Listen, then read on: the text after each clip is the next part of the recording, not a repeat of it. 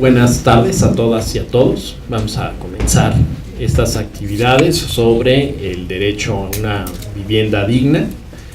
Tengo el gusto de estar acompañado con especialistas en esta materia. Es un tema muy relevante, el derecho humano a la vivienda, reconocido en diversos instrumentos internacionales, incluso desde la propia Declaración Universal de los Derechos Humanos, el Pacto Internacional de Derechos Económicos, Sociales y Culturales. Tiene una observación general, la número 4, que establece que el derecho a la vivienda no debe de interpretarse de manera restrictiva. La vivienda no debe entenderse como 4 paredes y un techo, sino debe de ser el espacio que sea un espacio seguro, habitable, bien iluminado, que tenga espacios suficientes, y de esto vamos a estar platicando la tarde de hoy. La dinámica va a ser que vamos a tener una exposición de 20 minutos por cada uno de los expositores, y al llegar al minuto 15 yo les pasaré alguna tarjetita para que puedan ir arribando a sus conclusiones. Y en la parte final vamos a tener un espacio para preguntas y respuestas. Pues bien, en primer término, quisiera yo presentar a la licenciada Michelle Eugenia Olvera Monterrubio. Ella es contadora por la Universidad Nacional Autónoma de México y tiene ya 19 años de experiencia en la administración pública, donde ha colaborado en diferentes dependencias del Gobierno Federal y de la Ciudad de México, como la Secretaría de Salud del Gobierno del entonces Distrito Federal, el Sistema Integral de Tiendas y Farmacias del ISSSTE, el Fideicomiso del Fondo Nacional de Habitaciones Populares y la Secretaría de Desarrollo Social. Actualmente, ella ocupa el cargo de directora de Centros Comunitarios de Aprendizaje y Registro de Acciones de las Microrregiones en la Secretaría de Desarrollo Agrario, Territorial y Urbano. Tiene también 13 años de experiencia en temas de desarrollo social y vivienda. Sin más, te cedo el uso de la palabra. Muchas gracias. Es para mí un gusto, un placer estar con ustedes esta tarde compartiendo. Mi secretaria Rosario Robles pues les manda un caluroso saludo, al igual que mi subsecretario Juan Carlos Lastiri y mi titular de la Unidad de Programas Sociales de la UPAIS, que es mi titular, del cual esta unidad tiene a cargo el programa de infraestructura. El programa de infraestructura es un programa nuevo, tiene un año y medio en operación en la Secretaría, y es un programa interesante porque es una fusión de programas federales que ya existían y que ya venían operando, pero fusionan 5 programas para formar el programa de infraestructura. Esto lo decide pues un decreto de nuestros diputados, e inclusive sectoriza de Sedesol a Sedatu el programa en donde venía haciendo vivienda Sedesol. Entonces es un programa muy interesante, muy grande, ¿no? Y las reglas de operación son un poquito amplias y un poco complicadas, pero la verdad es que entendiendo la lógica del programa, pues lo vamos comprendiendo mucho mejor. El programa de infraestructura, yo creo que me voy a parar un poquito. A ver si no, ya, sí sirve. Efectivamente, bueno, pues primero tienen el enfoque de derecho de nuestro programa de infraestructura, y efectivamente pues deviene desde nuestra Constitución, ¿no? Tenemos nuestra Constitución en el artículo 4, en donde nos dice pues que tenemos derecho a una vivienda digna. Asimismo, la propia SEDATU como sector tiene que atender la Ley General de Asentamientos Humanos, Ordenamiento Territorial y Desarrollo Urbano. También en su artículo 4, indica todas las cuestiones de habitabilidad. Entendamos que el derecho a la ciudad, el derecho a una vivienda digna, no es solo tener una casa, no es solo tener un espacio en donde vivir, es todo el entorno, nosotros le llamamos también tener derecho a la ciudad. Como ya nos comentaban, el Comité de Derechos Económicos, Sociales y Culturales de las Naciones Unidas, pues desarrolla y establece ciertas características, ¿no? Ciertas características a las cuales uno tiene que abordar para cumplir con este derecho a una vivienda digna. Dentro de esas, el programa de infraestructura atiende a 5, son 7. Atiende a 5. Primero, disponibilidad de servicios, ¿no? Que son materiales, instalaciones, infraestructura, ocupantes de la vivienda, que deben contar con ¿qué? Pues con agua potable, con instalaciones sanitarias adecuadas, energía para cocción, para calefacción, alumbrado y conservación de alimentos. ¿A qué le suena esta primera parte? A infraestructura, ¿cierto? Y es infraestructura básica, lo básico que tiene que tener una vivienda. La siguiente es la habitabilidad, en donde la vivienda debe de garantizar la seguridad física y proporcionar el espacio suficiente contra el frío, la humedad, las inclemencias del tiempo, ahorita que están los huracanes, ¿no? Muy ad hoc, y pues prevenir riesgos para la salud y peligros inclusive estructurales, ¿no? Esto pues es parte de la habitabilidad. Accesibilidad, en donde se debe tomar en consideración las necesidades específicas de los grupos desfavorecidos y marginados. La ubicación, en donde se debe ofrecer el acceso a la oportunidad de empleo, servicios, salud, escuelas, guarderías, etc. Y la adecuación cultural, en donde se debe tomar en cuenta y respetar la expresión e identidad cultural. Vamos a ver el objetivo del programa de infraestructura y ya al final ustedes me dicen si sí o no le pegamos a estas características. Primero, el programa nos dice que contribuye a mejorar las condiciones de habitabilidad de los hogares asentados en las zonas de actuación a través de la realización de obras de infraestructura básica y complementaria que promueven la conectividad y accesibilidad, participación comunitaria, acciones de desarrollo comunitario, así como intervenciones para revitalizar la dinámica de los centros históricos urbanos y rescate de espacios públicos. Creo que todas las características mencionadas las podemos ver en el objetivo, pero al ser un programa que está fusionado con 5, y esos 5 es Hábitat, FUR, PDZP, unidades habitacionales, pues son programas que, si bien es cierto, pues se complementan, pues son programas totalmente distintos, o eran programas totalmente distintos, ahora forman parte de uno solo. Entonces, las reglas de operación tuvieron que conformarse de tal forma que fueran lógicas, entendibles, ¿no? Accesibles y además simples. Tenemos objetivos específicos, como apoyar la construcción de obras de infraestructura básica y complementaria. ¿Alguien sabe la diferencia entre básica y complementaria? ¿O se imaginan un poquito? Bueno, pues la básica efectivamente ya la vimos. Son todas las cuestiones de luz, drenaje, electricidad que tenemos que tener para que nuestro hogar pues tenga servicios, ¿cierto? Y la complementaria son todas aquellas que van en el entorno de nuestra vivienda, es decir, calles, banquetas, guarniciones, rampas, etc.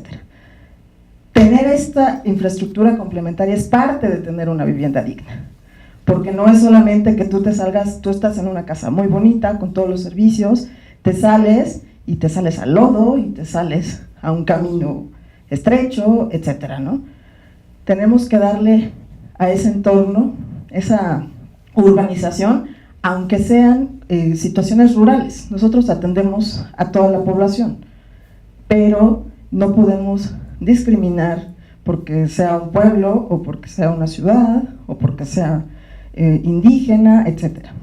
Efectivamente tenemos que respetar la cuestión cultural de nuestros beneficiarios. Y eso es parte de nuestras priorizaciones que hacemos dentro del programa. En cuanto a las condiciones de habitabilidad, nosotros tenemos un esquema en donde vamos desde la vivienda hasta la ciudad, y llamamos ciudad, vuelvo a repetir, no a aquellos grandes edificios o aquellos grandes espacios en donde la gente se mueve como urbe, sino al derecho a la ciudad, con las condiciones en las que las viviendas pues tienen que tener para ser dignas y adecuadas. Si nos vamos desde la vivienda, primero las características de la vivienda pues tienen que ser de materiales y con espacios lo suficientemente adecuados precisamente para las familias, eliminando las carencias de espacios en la vivienda. Estos materiales pues no tienen que ser materiales de desecho, no tienen que ser materiales inseguros, tienen que ser materiales pues que den efectivamente la cuestión de infraestructura en la propia casa. Después, las condiciones de barrio, es donde las viviendas se vinculan en su entorno a través del acceso a la infraestructura básica y complementaria, ¿no? Entonces tú sales de tu casa y sales a tu colonia, sales a tu comunidad, tienes infraestructura básica, tienes infraestructura complementaria, que bueno, obviamente no salimos diciendo, ay, qué bueno que hoy tengo infraestructura complementaria. No, o sea, obviamente es una cuestión que tiene que ser dinámica, que tiene que ser lógica, ¿no? Tenemos equipamiento urbano, todo el equipamiento urbano es la parte en donde te van acercando edificaciones para que te den algún servicio dentro de tu comunidad. Eso también lo hace el programa. Y las condiciones de ciudad, se considera ya una adecuada planeación urbana cuando los esquemas de accesibilidad, conectividad son adecuados con los espacios públicos, y ya ahí viene también el enfoque de cohesión social, porque previenen la violencia y permiten la inclusión. Entonces, si nos fijamos, pues vamos como del núcleo, pero del núcleo vamos a la vivienda, el barrio y la ciudad. Esa es un poco la lógica del programa de infraestructura. Estamos la escala a nivel hogar, vivienda, a nivel barrio y a nivel ciudad, en donde pues ya podemos ver que complementamos una vivienda digna y adecuada con este esquema que trae el programa.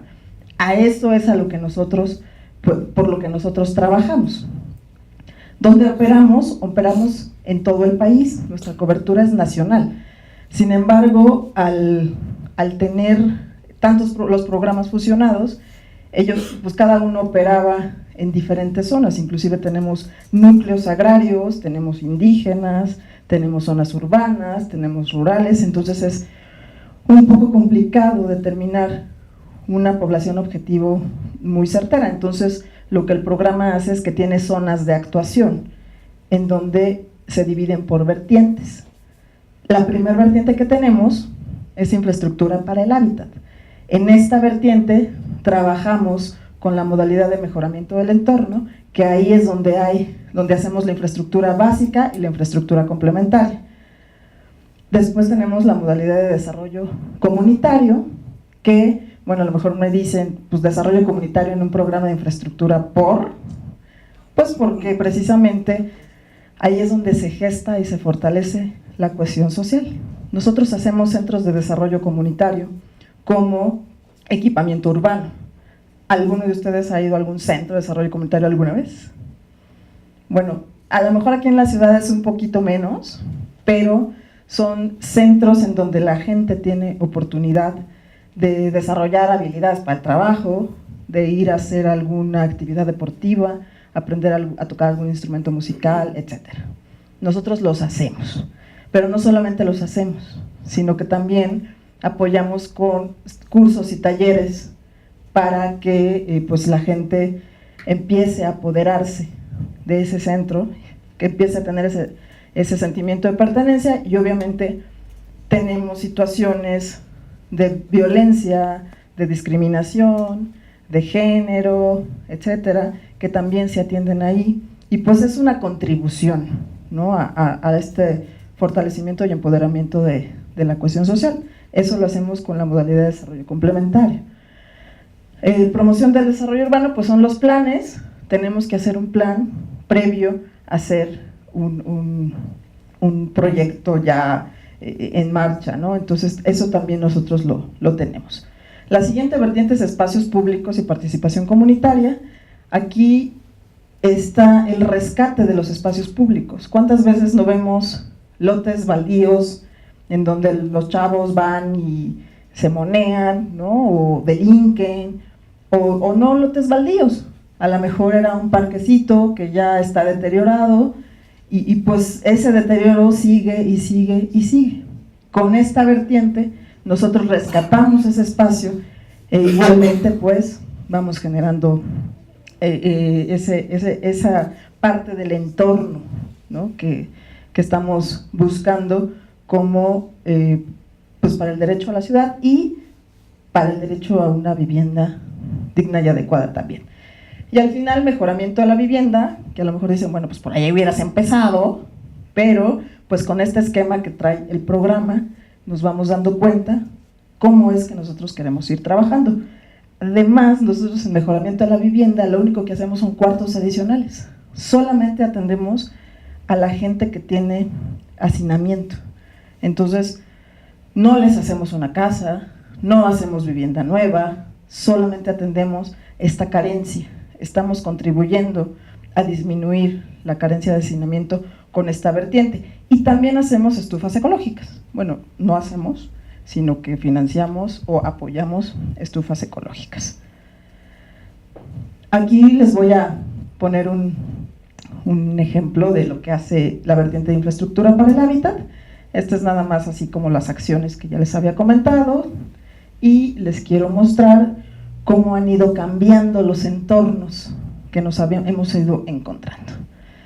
Aquí, bueno, es una calle oscura y le dimos iluminación y le dimos pavimentación.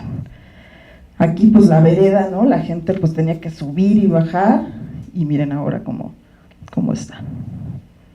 Aquí igualmente es lo que les digo, sales de tu casa y a lodo, y entonces les dimos el entorno para que pudieran tener mejores accesos. Igual aquí, pues la gente sube, baja.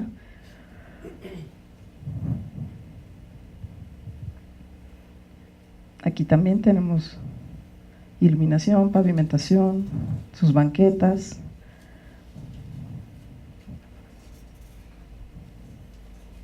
Y vean cómo cambia el entorno y cómo eso le da calidad, eso le da dignidad. Eso es vivir de una manera adecuada, ¿no? Entonces, eso es parte de lo que hacemos en Hábitat. Esto es la parte de los centros de desarrollo. Nosotros damos inclusive certificaciones para oficios en el trabajo, y mucha gente se dedica a lo que aprende ahí. Mucha gente ha salido a flote vendiendo sus camisas, vendiendo sus velas, vendiendo, etcétera. Y bueno, pues incidimos también un poquito en el tema de salud, etcétera. Es básicamente cohesión social, ¿no? La parte en lo que nosotros, inclusive hay talleres de robótica en donde los niños pues ya van como más encarrerados y tienen como la oportunidad ya de ir decidiendo sus formaciones, ¿no? Mejoramiento de la vivienda, como les comentaba, pues hacemos cuartos adicionales y estufas ahorradoras. Y pues la estrategia se llama un cuarto más.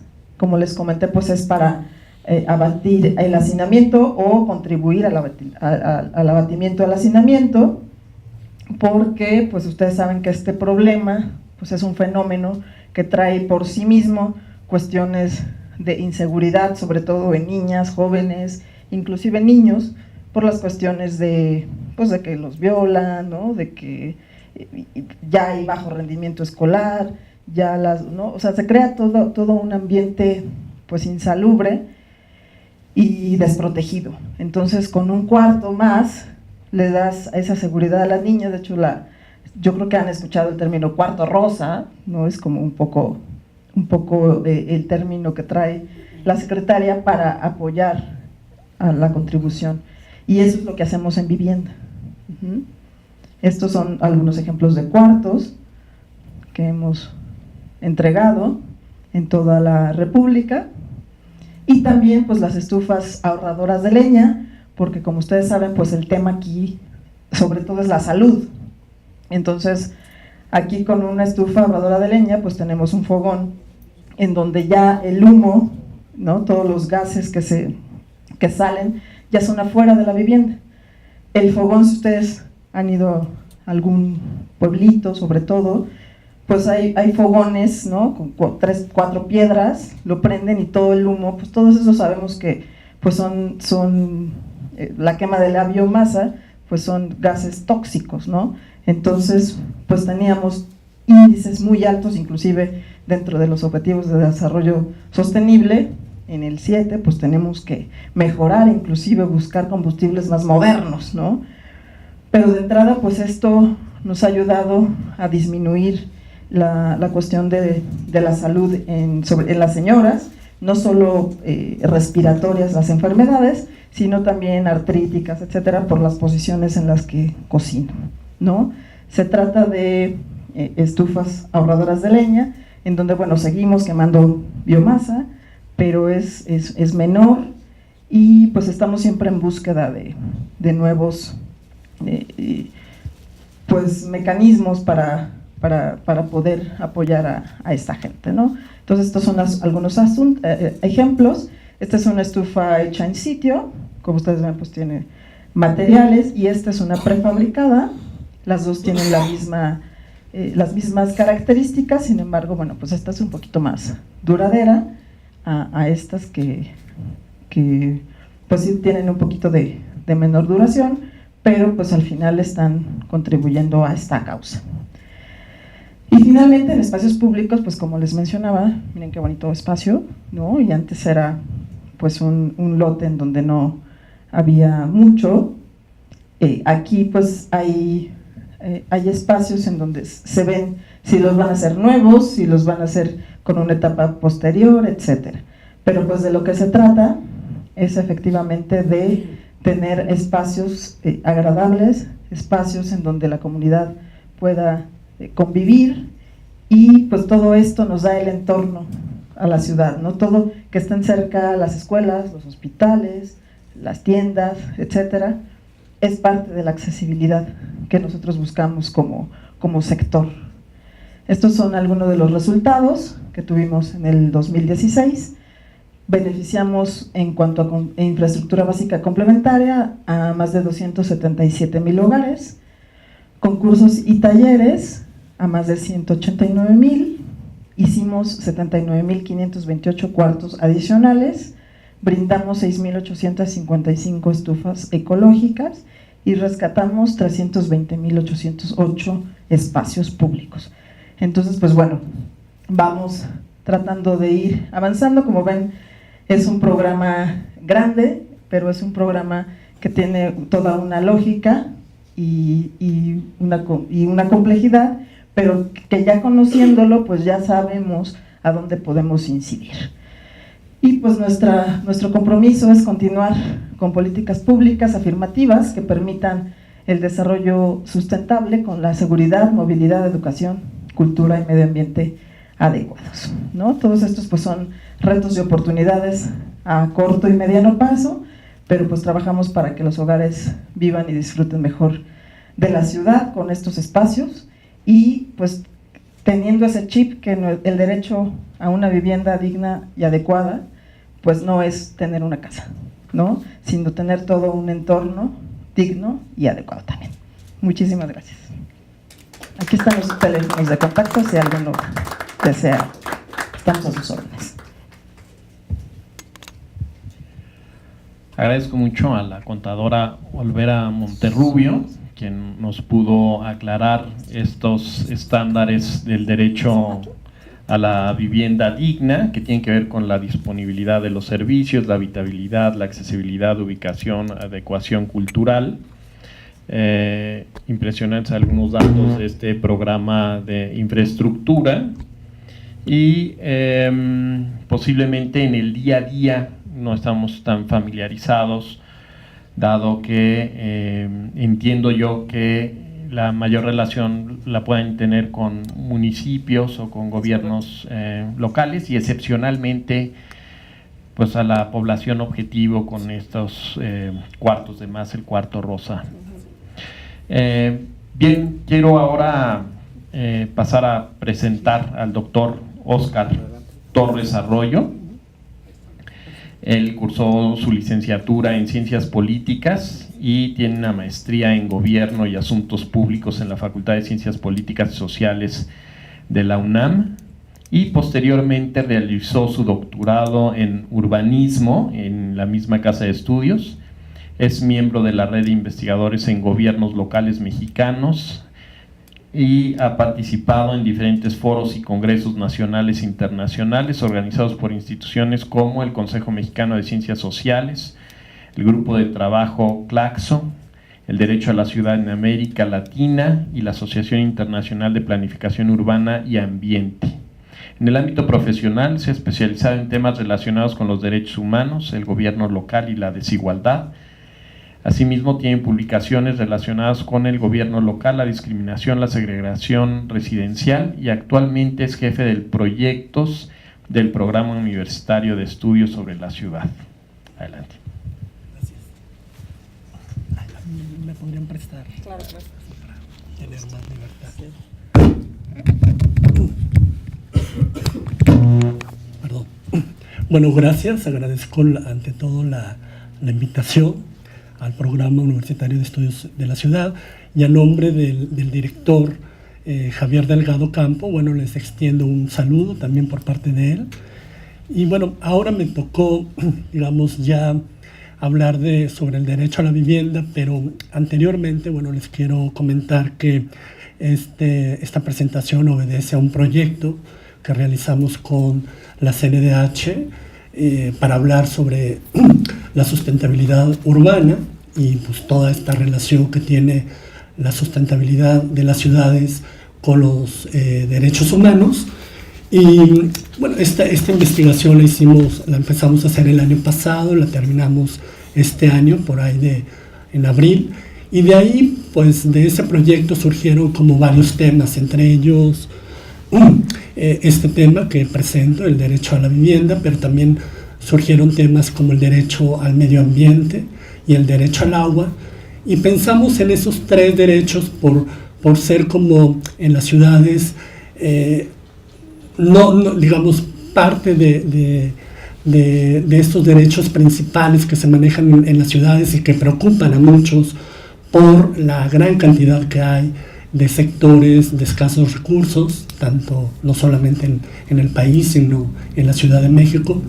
Y pues esa parte digamos, de la pobreza urbana es algo que hemos venido trabajando en el programa y que lo profundizamos a través de este enfoque de los derechos humanos. Bueno, en esta breve presentación que les haré, bueno, en realidad ahí participó la doctora Alicia Secardi como coordinadora académica del proyecto, cuando era entonces directora del programa, y también, bueno, un conjunto de investigadores, entre ellos yo, y bueno, colaboradores de diferentes instancias de la universidad, y tanto también del posgrado en Ciencias Políticas y Sociales, como de Urbanismo, como la Facultad de Derecho.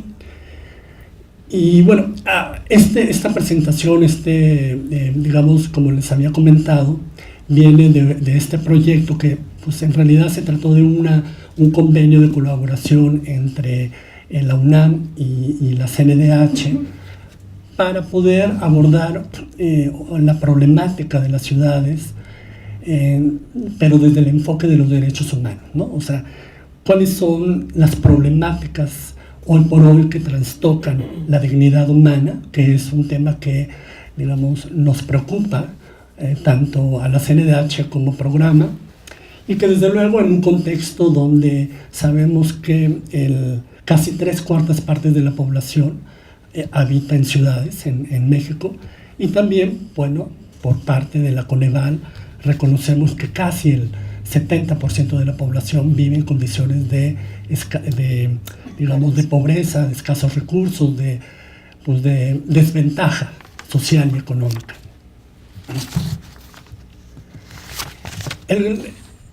El contenido de la presentación que les voy a dar se divide en varios rubros, entre ellos un objetivo y un planteamiento general. También voy a abordar un poco lo de los instrumentos en materia de derechos humanos, tanto de fuente internacional como nacional, todo el contexto nacional, pero una síntesis, las políticas de vivienda, desde luego, como,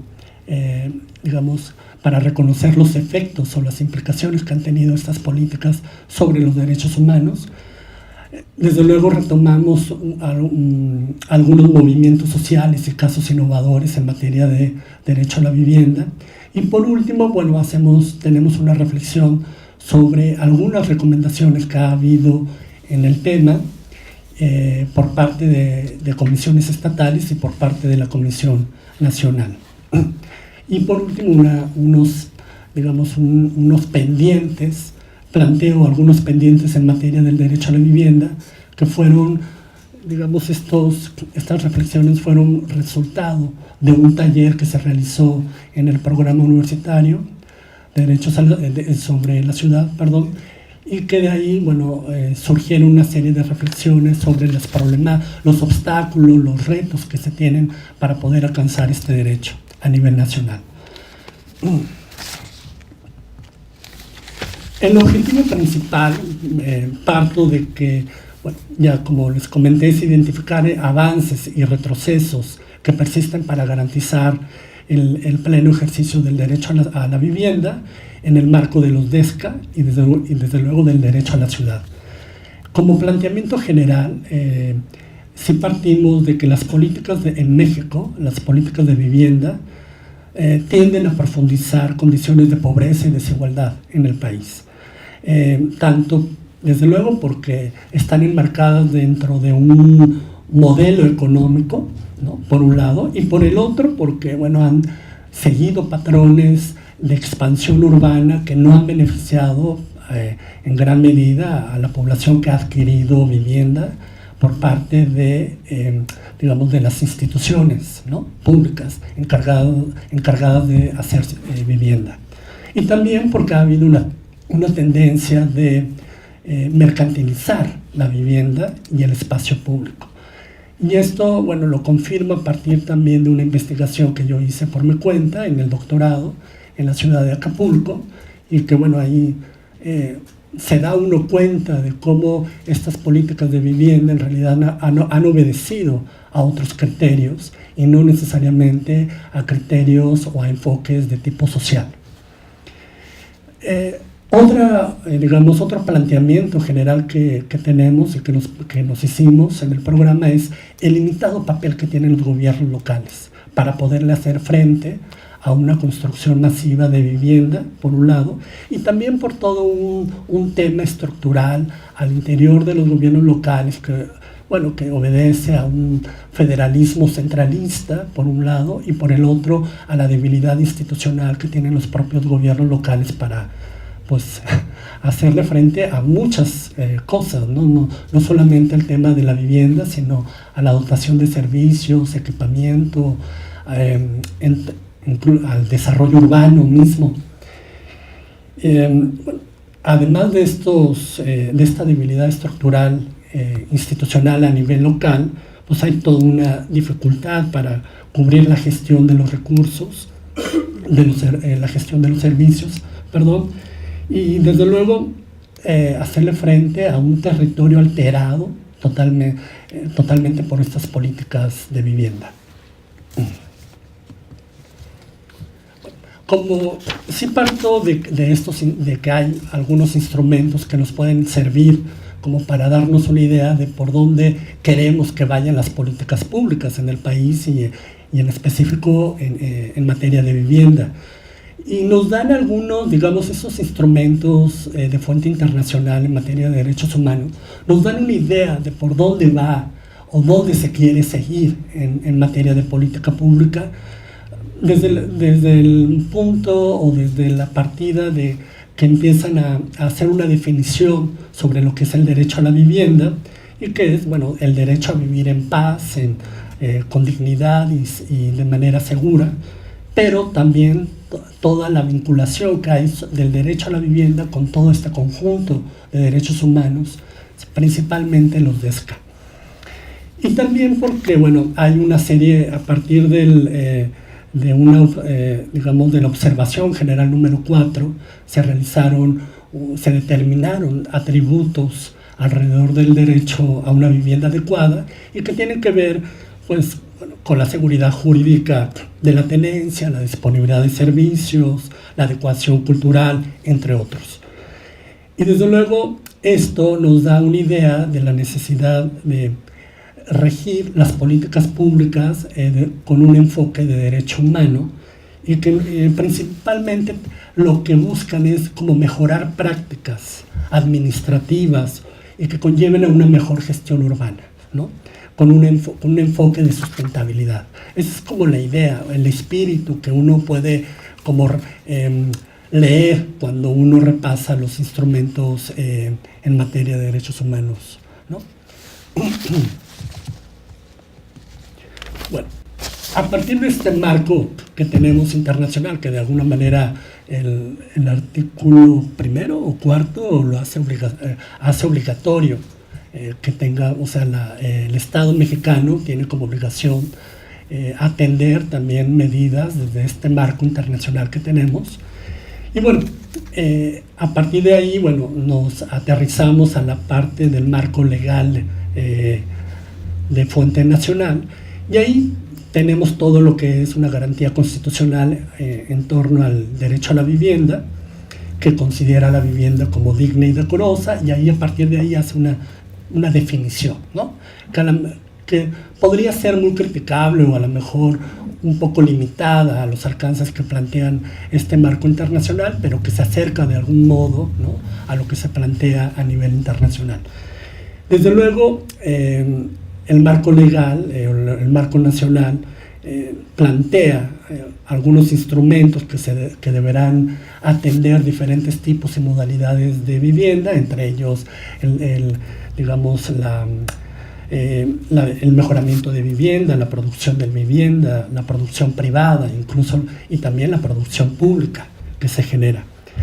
A partir de esto, bueno, en sí los marcos legales de México se han preocupado, entre ellos, bueno, la ley de asentamientos humanos últimamente y la ley de vivienda, que se optó por separarla de la ley de asentamientos humanos en el tema de vivienda, y que, bueno, recogen una serie de principios como la no discriminación, la igualdad, la inclusión, y bueno, una serie de principios básicos para poder implementar una política pública. Desde luego, bueno, me faltó comentarles que este marco jurídico nacional, uno de los, digamos, de las grandes preocupaciones que se ha planteado es tener un vínculo del derecho a la vivienda con otro tipo de derechos humanos, sobre todo porque ya se está pensando en el hábitat seguro, en el hábitat, no solamente en la vivienda, como lo habían comentado hace rato, sino en todo un entorno seguro para poder garantizar este derecho. Bueno, ya. Bueno, entre las principales, digamos, reflexiones que tenemos en torno, o sea, sí reconocemos que hay un contexto, ¿no? Digamos, una política de vivienda no se genera así linealmente, se implementa y bueno, resulta que todo sale bien, digo. Hay todo un contexto que condiciona las políticas y desde luego la política de vivienda. Eso, pues, en cualquier tipo de política.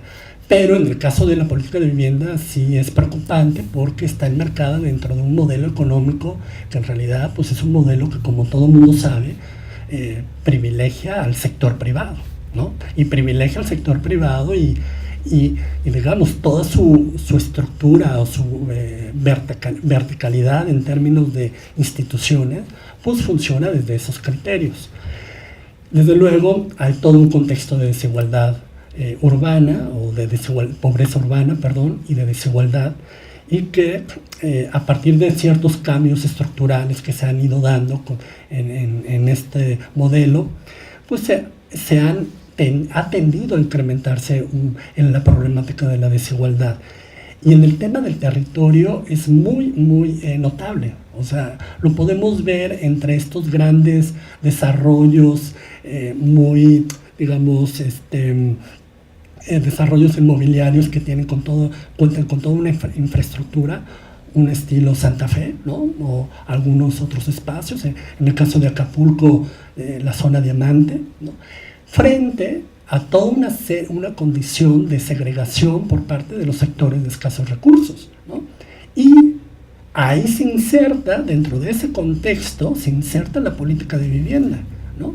Que finalmente, bueno, ya después profundizamos en este tema, pero que en realidad no viene a solucionar nada de las dos situaciones, ninguno de los dos contextos, ¿no? Por un lado están los asentamientos irregulares, ¿no? Que siguen teniendo una serie de carencias, y por el otro estos grandes desarrollos que generan toda una dinámica de especulación alrededor del territorio bárbaro, y que en realidad es solucionar este problema de una ciudad que sea una ciudad incluyente, que sea una ciudad que se preocupe por la población, termina excluyendo a la población, y de muchas maneras, no solamente en términos de toda la estigmatización que se hace en un territorio ya segregado, sino en la falta de oportunidades para poder acceder a la propia ciudad, ¿no? Bueno, desde luego ya toda esta problemática que les planteo del gobierno local, que ya obedece a todo un sistema federal que tenemos y que no hemos podido atender. O sea, es un problema que tenemos y que hemos querido impulsar por una reforma de descentralización, pero no solamente de atribuciones hacia el gobierno local, sino una real descentralización que implique recursos al gobierno local. Es decir, si yo le atribuyo, o si yo le doy atribuciones a un gobierno local para que se encargue del desarrollo urbano, también le tendría que dar dinero, y tendría que darle recursos, ¿no? Y tendría que dotar de recursos humanos o capacitar a la gente, porque no es un tema sencillo, ¿no? Que yo, a través de una reforma constitucional de 115, descentralice las atribuciones, ¿no? Y me lave las manos, y cuando viene un problema como el que tuvo Acapulco en el 2013 con las inundaciones, el problema es del gobierno local. Es muy sencillo culpar al gobierno local, ¿no? Es muy sencillo. Y el gobierno federal se lava las manos. No es así, no es tan fácil el tema. Aquí tendríamos que tener una corresponsabilidad, y eso lo he enmarcado muchas veces, porque es una responsabilidad del gobierno federal y del gobierno local, y de ambas partes. Pero el gobierno local se tiene que capacitar, se tiene que fortalecer institucionalmente. Bueno, y desde luego, pues toda esta política de vivienda que, yo he trabajado el tema de la discriminación, y pues sí, reconocemos que hay una discriminación institucional hacia los sectores de bajos recursos, ¿no? Porque la política de vivienda no se está enfocando a atender a estos sectores. Acá, bueno, lo que hago es un planteamiento general de todo lo que es el marco institucional, de cómo opera la política de vivienda a través de diferentes instituciones, y ahora recientemente a la cabeza del sector está SEDATU, y el CONAVI como coordinador operador o como coordinador del sector, y así una serie de instituciones que se encargan de las garantías, de los créditos hipotecarios y de los subsidios. Más al rato, bueno, como ya les comenté, la política de vivienda se divide en varios rubros. Entre ellos está, desde luego, la política de vivienda pública, la de interés social, la que impulsa el Infonavit, pero también tenemos políticas encargadas de la producción social de la vivienda, que no necesariamente estas o sea, en la práctica se reconoce que tienen un gran impacto, pero que a nivel institucional no necesariamente son las que se apoyan.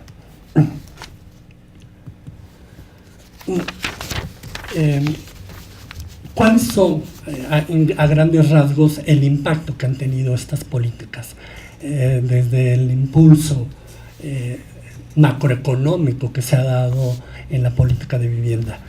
Bueno, primero, reconocer que no han incorporado ni en la política ni en las acciones el concepto del derecho a la vivienda. Eso hay que reconocerlo.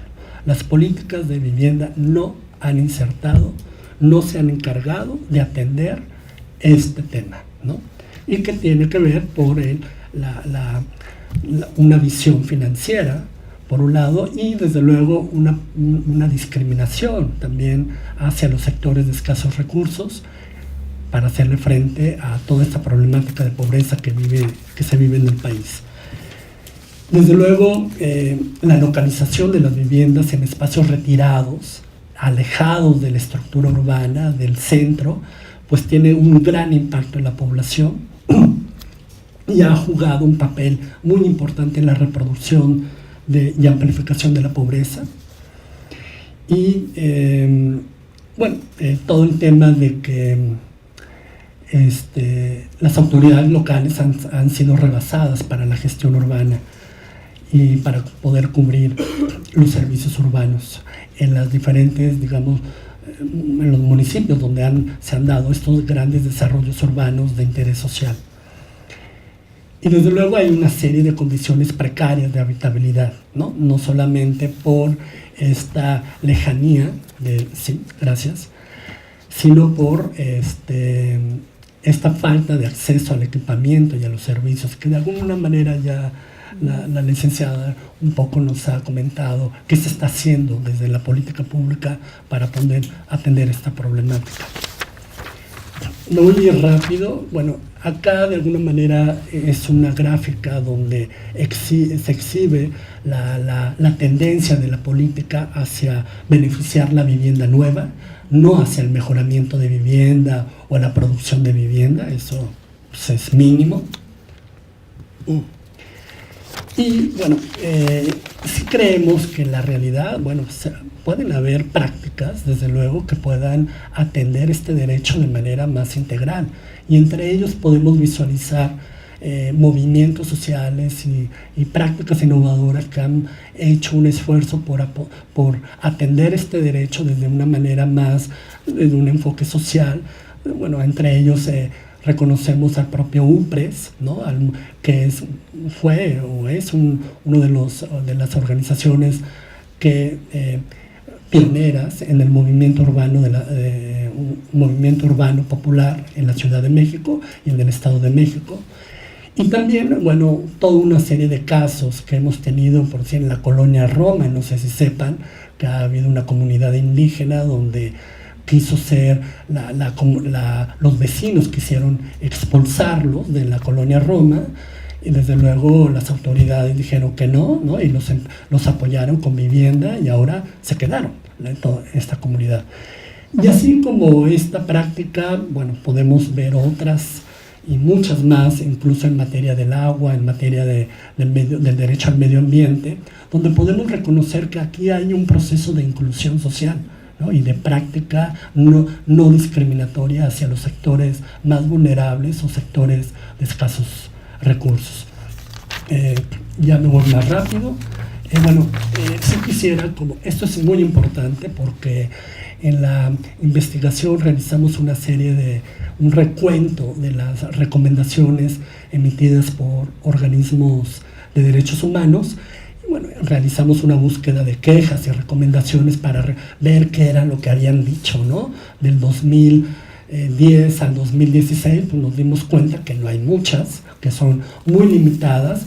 Sí recogen aspectos importantes, entre ellos, bueno, reconocen diferentes quejas que tienen que ver con la negación de un crédito de vivienda, la autorización para la producción de vivienda, la falta de habitabilidad, en fin, entre otras quejas que atienden, pero que lo importante acá es que también hay un mecanismo ciudadano más institucional para poderle dar vía a este derecho a la vivienda. Y ya para cerrar, bueno, sí creo que a partir de en esta investigación realizamos un taller, y en este taller, bueno, se dieron una serie de reflexiones y de pendientes que podíamos identificar para el cumplimiento del derecho a la vivienda en este país. Entre ellos, pues sí se señaló la necesidad de asegurar todas formas de posesión, no solamente la propiedad privada, no es la única forma jurídica que podemos garantizar para el derecho a la vivienda. Hay otras formas como el alquiler, ¿no? Digamos, hay todo un sector juvenil que no va a poder, que no puede adquirir vivienda, pero que sí podría rentar o alquilar y cubrir una necesidad. Considerar la participación de las personas en el diseño de la vivienda, promover políticas de vivienda para este sector en situación de desventaja social y económica, vincular el derecho a la vivienda en relación a los derechos laborales. Creo que es un tema importantísimo para que bueno, la gente que se haga de una vivienda pueda poderla mantener y pagar, ¿no? Con el tiempo, y desde luego generar, ¿no? Esta vivienda con servicios y equipamiento. Un gran pendiente que tenemos ahí para muchos sectores, ¿no? Gracias.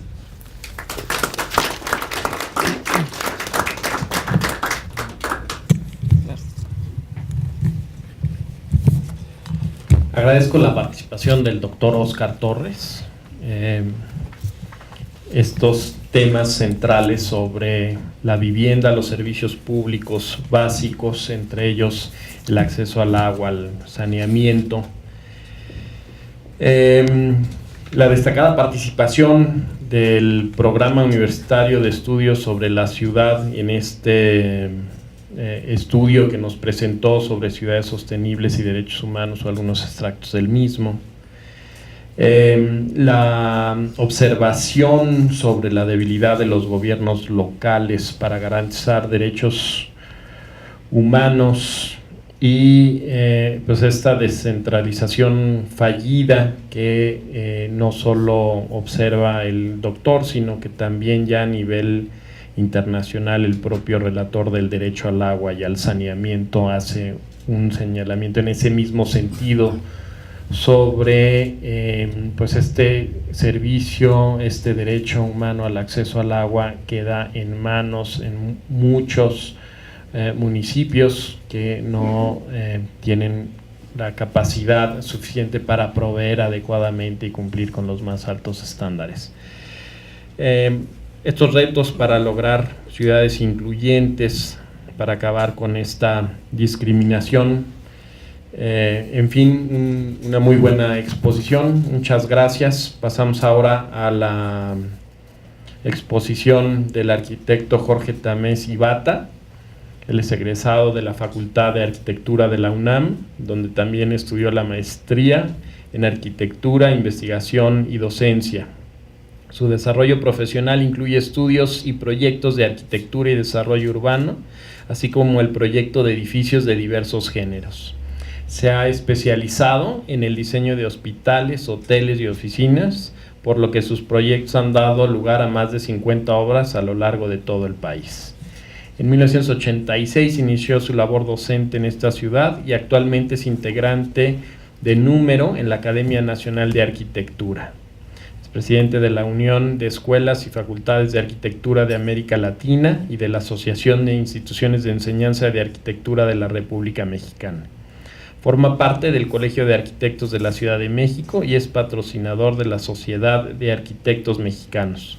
Asimismo, fue director de la Facultad de Arquitectura de la UNAM y entre las distinciones recibidas destacan menciones honoríficas en las Bienales de Arquitectura Mexicana 2004 y 2006, y el Premio Nacional al Edificio Inteligente por el Instituto Mexicano del Edificio Inteligente en 1999. la resolución del Honorable Consejo Universitario de la Universidad Boliviana por su trayectoria en pro de la arquitectura mundial. Adelante, arquitecto. Muchas gracias, Jorge. Sí, represento a la Facultad de Arquitectura. Allí en la facultad no saben que estoy aquí y no mandan saludos, pero yo los saludo con mucho gusto. Al final, los arquitectos acabamos diseñando estas viviendas. Nos sostenemos de todas las políticas de vivienda que hay, sobre todo en el sector público, y nos desatendemos en el sector privado, en el caso de algunas viviendas en las que no hacen caso a ninguna política de vivienda ni de desarrollo urbano, con algunos casos que ya les explicaré. Todos tenemos derecho a una vivienda digna y, como dice Michelle, decorosa. Faltan algunas cuestiones que los arquitectos enseñamos en la Facultad de Arquitectura. Hay dos vertientes en la escuela. Una, la que era autogobierno, que hace una serie de propuestas a la población directamente y desarrollan proyectos para la población.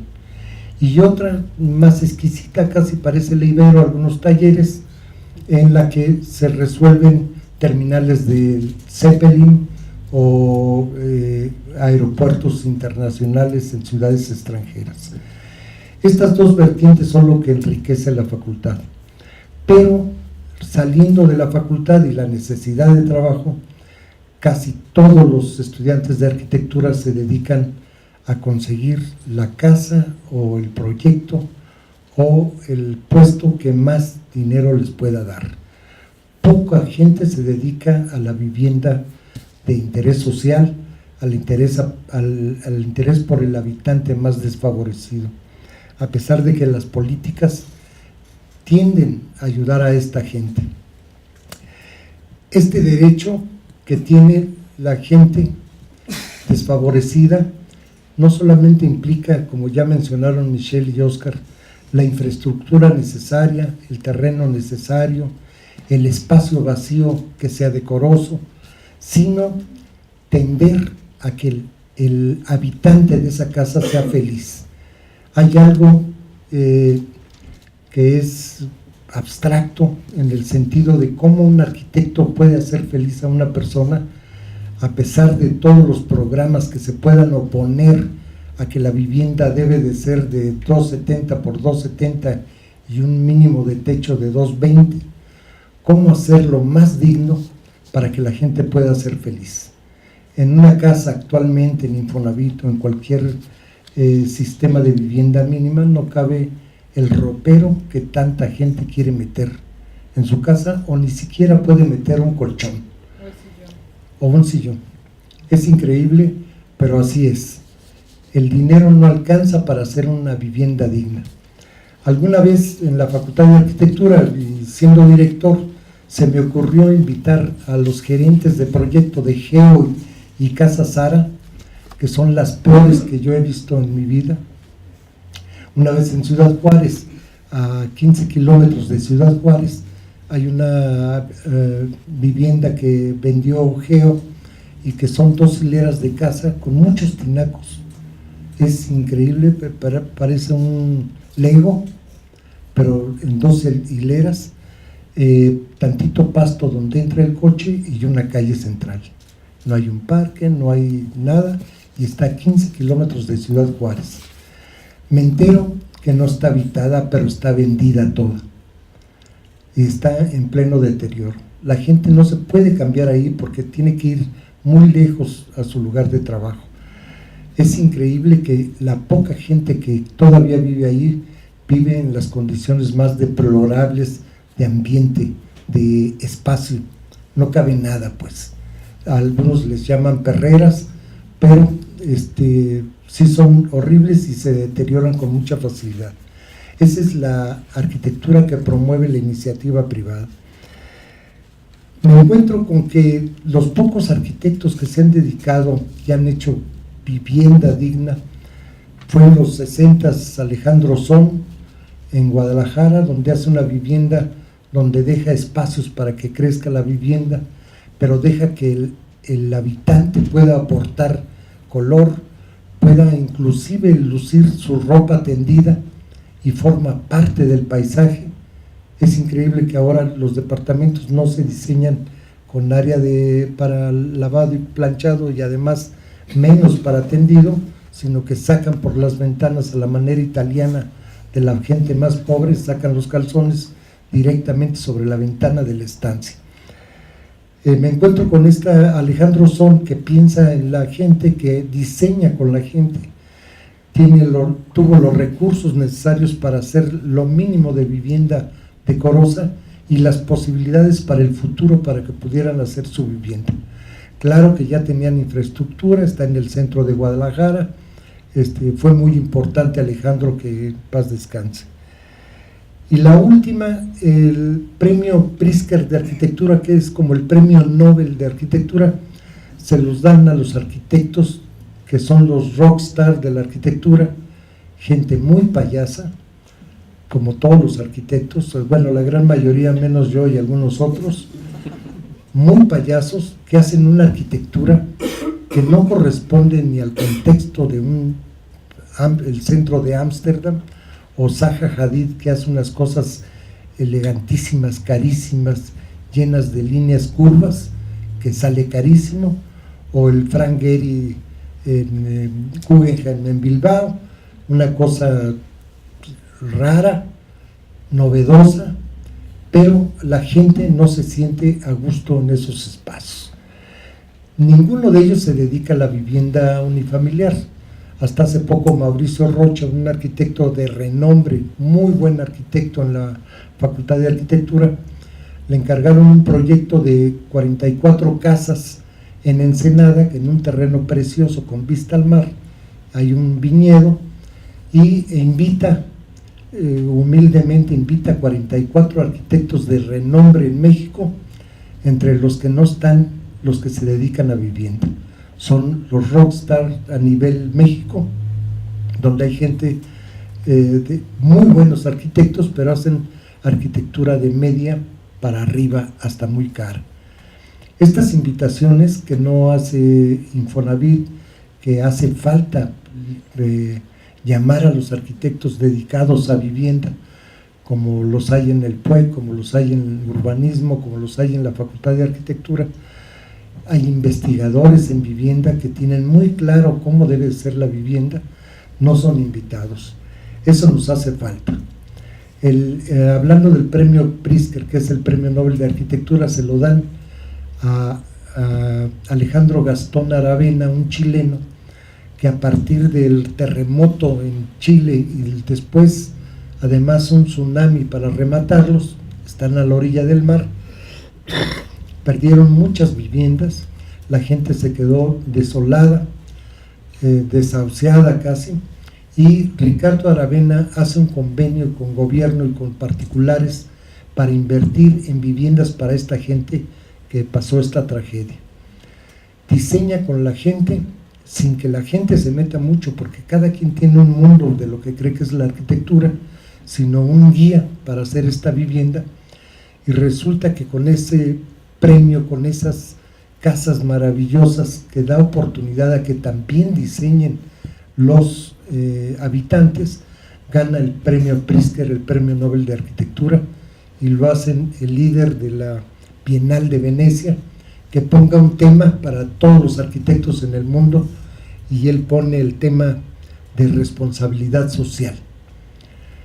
Con esto yo tengo más conciencia, con todo esto que he oído, de la responsabilidad social, del objetivo del arquitecto es un servicio social, no hay otro. No podemos ser escultores de la arquitectura. Hace rato platicábamos que en las revistas de arquitectura aparecen unas fotos maravillosas de espacios gigantescos en una casa habitación y no aparece un solo ser humano.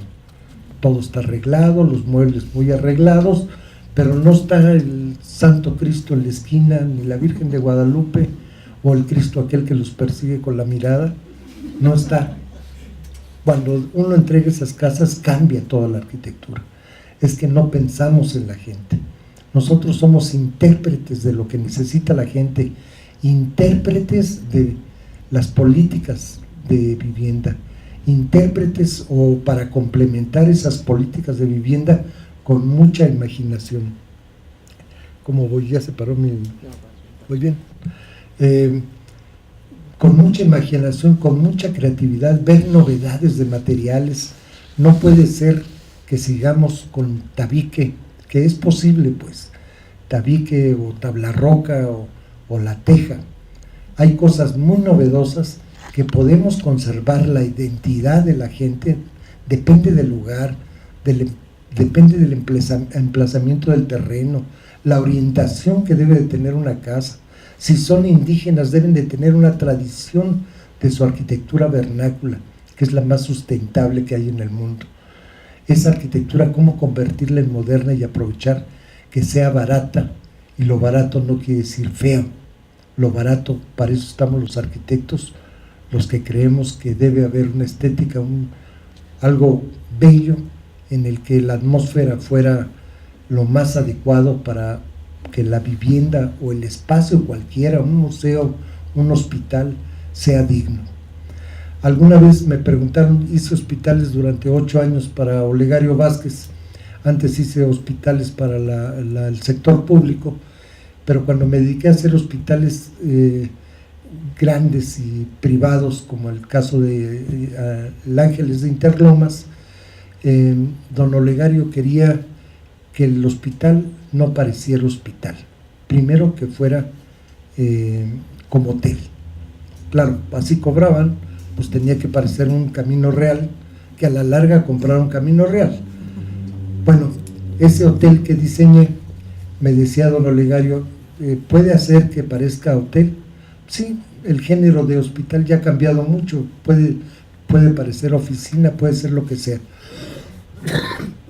Pero estoy en condiciones de que el paciente entre y no sienta que esté en el hospital. Va a ser difícil, porque de todos modos el dolor que pueda, cuando uno entra al hospital, entra aterrorizado, y por más vestíbulo amplio que le ponga uno y cuadros muy bonitos, siempre va a sentir el miedo a la muerte. ¿Pero qué haría usted? Pues haría que un cuarto de donde usted hospeda a sus pacientes tuviera tal dimensión, tal proporción armónica, que hubiera sección áurea, que tuviera la textura adecuada para sentir amabilidad en el cuarto, que se sintiera que está en su casa, pero en una casa mejor que un hotel, que viera el plafón, porque el enfermo se la pasa viendo al plafón, y que el plafón tuviera un chiste, que viera algo, porque uno ve nomás el tubo donde está conectada la jeringa y el vacío de este lado. Bueno, tapamos el vacío, le dije a don Olegario que moviéramos los plafones en cada cuarto, que pusiéramos madera en el piso, y me dice, bueno, ¿usted cree que con eso lograría que el paciente esté a gusto? Le dije, mi objetivo sería que recobrara la salud en el momento de entrar. Don Olegario me dijo, usted lo que quiere es quitarme la chamba. Le dije, sí, pero tampoco le voy a dar chamba poniéndole vidrios por todos lados para que se sienta que se va a morir, o que le pongan en el plafón un vidrio como si fuera ataúd. Claro, tenemos los arquitectos que hacer nuestro esfuerzo por pegarnos al habitante y que sea lo más feliz, o lo que creemos que es la felicidad, con materia. Y la materia implica nueva tecnología, implica mucha imaginación, implica informarnos de cultura en general para los que vamos a trabajar. A mis alumnos les digo que oigan música, lean, investiguen dónde van a hacer el edificio, la casa, y que investiguen todas las condiciones geográficas, pero la cultura en general, qué música oyen, qué les gusta. Duermen en hamaca, duermen en cama, hay que hacer palafito y levantar la casa porque se inunda. Hay muchísimas cosas y hay una economía que hay que cuidar y hay una estética que hay que cuidar para que el habitante sea feliz. Esos son pensamientos que tuve hoy. Muchas gracias.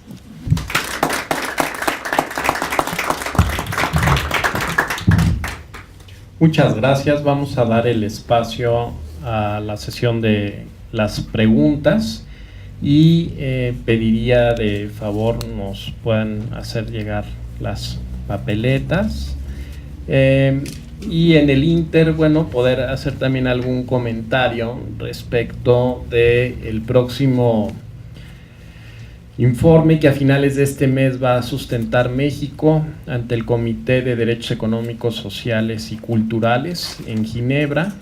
Este informe es muy importante porque habla de muchos de los temas que se han platicado, aun cuando lo que nos convocó fue la vivienda.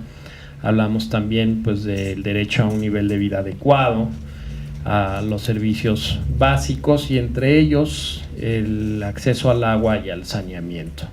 Este es el informe quinto y sexto, que es muy esperado porque después de 10 años pues se va a analizar este informe y de él derivarán algunas conclusiones, observaciones y recomendaciones que seguramente habrán de dar pauta para mejorar el cumplimiento a estos derechos que tienen que ver con el nivel de vida adecuado. En caso de que alguna persona no quisiera utilizar la papeleta porque es muy pequeño o algo, la papeleta pues podría hacer también eso. Muchas gracias. A todos nos tocó. Ok. Bien, entonces vamos a seguir más o menos el orden que habrían tenido las exposiciones y le voy a pedir a la contadora Olvera nos haga favor de... Claro. Gracias nuevamente. Bien, Francisco Jiménez nos pregunta ¿qué partida presupuestal está asignada por parte del gobierno federal a SEDATU para la COMEX? Para la construcción. Para la construcción en el programa de infraestructura, ¿cierto? O sea, la partida. Sí, sobre todo pues en la Ciudad de México. Bueno, se entiende que el gobierno federal les asigna una cantidad determinada a cada institución. Es correcto. Local o federal. El presupuesto de egresos de la federación es el que tiene este mandato, ¿no? Sí. Cada año, y bueno, ahorita estamos padeciendo un poquito con nuestros diputados, ¿verdad? Que no se ponen de acuerdo, pero ellos emiten el proyecto de presupuesto de egresos de la federación, en donde todos los ramos están vertidos ahí. Nuestro ramo en el sector es el ramo 15, y en ese ramo es en donde la Secretaría de Desarrollo Agrario, Territorial y Urbano se presupuesta.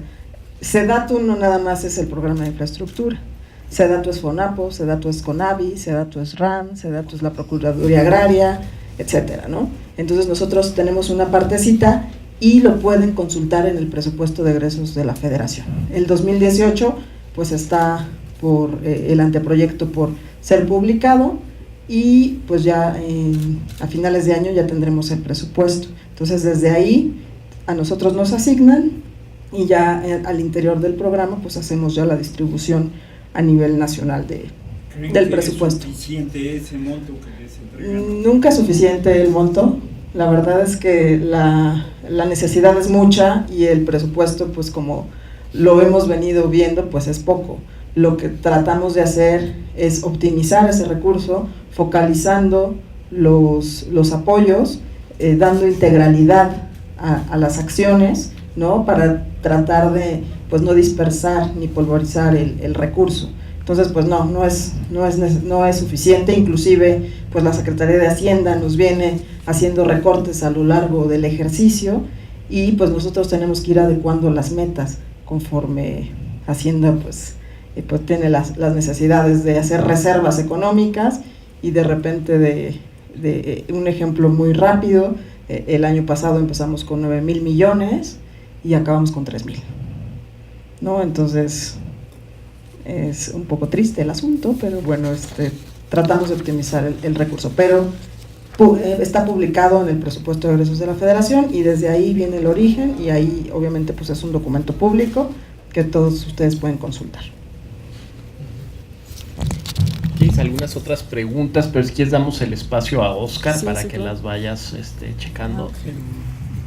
Respondo cuál. Es que esta no podría. No. Está como es muy específica. ¿Existe algún lugar? Yo creo que especial?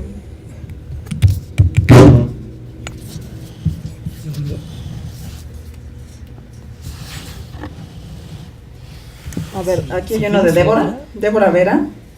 Dice, este programa empata con programas municipales, piso firme en zonas irregulares. ¿En dónde está la participación ciudadana?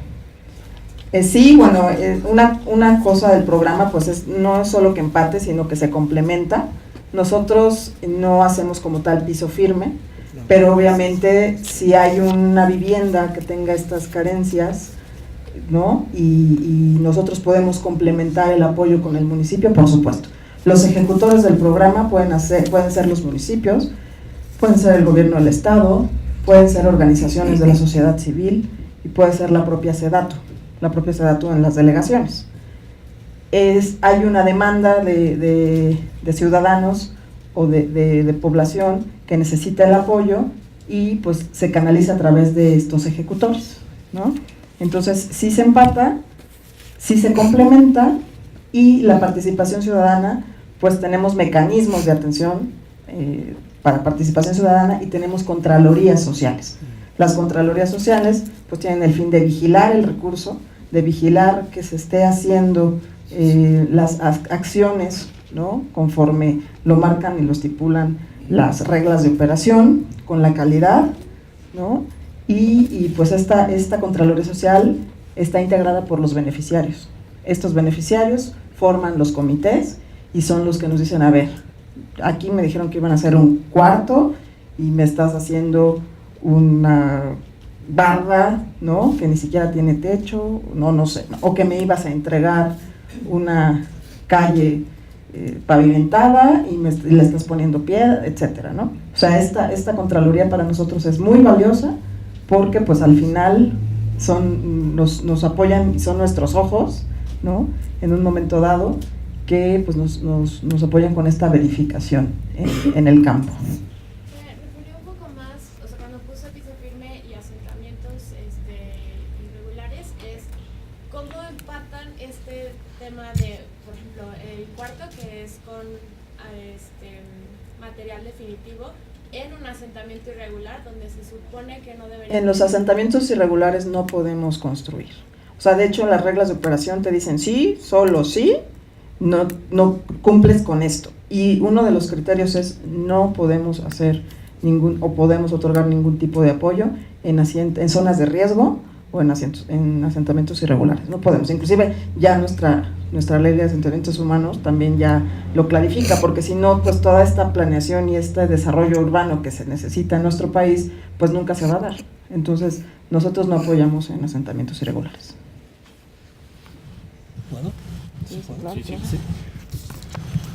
Tenemos una pregunta de Eduardo Bustos que dice, ¿qué rol juegan las OSC o las organizaciones de la sociedad civil en el desarrollo de la ciudad y de la vivienda? Bueno, pues muy importante, digo, es casi vital que las organizaciones como parte de la sociedad civil formen parte de las políticas de vivienda. Digo, en la medida que las políticas de vivienda incorporen a los diferentes actores, insisto, no solamente está el actor público o el actor privado, sino también pues está todos los actores sociales que hay alrededor, y que desde luego las OSC, las organizaciones tendrían que tener una incidencia, y la tienen de alguna manera, pero más en el rubro de los asentamientos irregulares,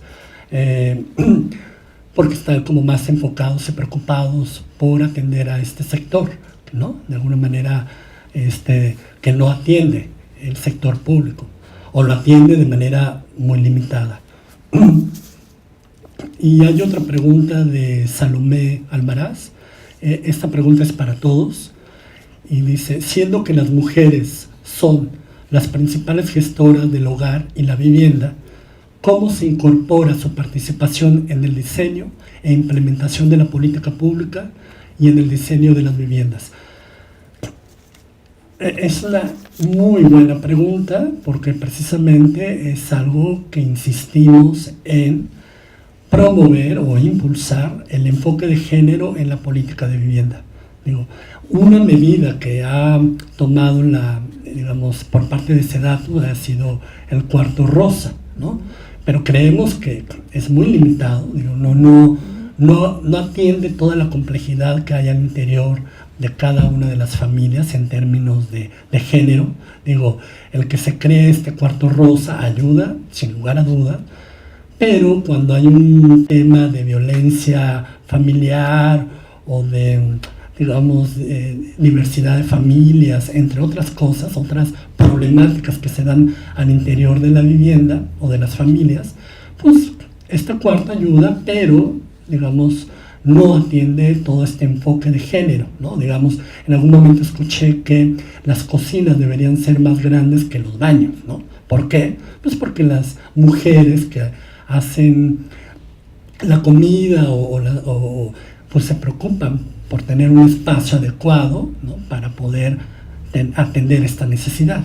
Y muchas veces en nuestras familias, sobre todo, hay esta cultura de la sobremesa y desde luego nos quedamos en la cocina, ¿no? Más que en el comedor.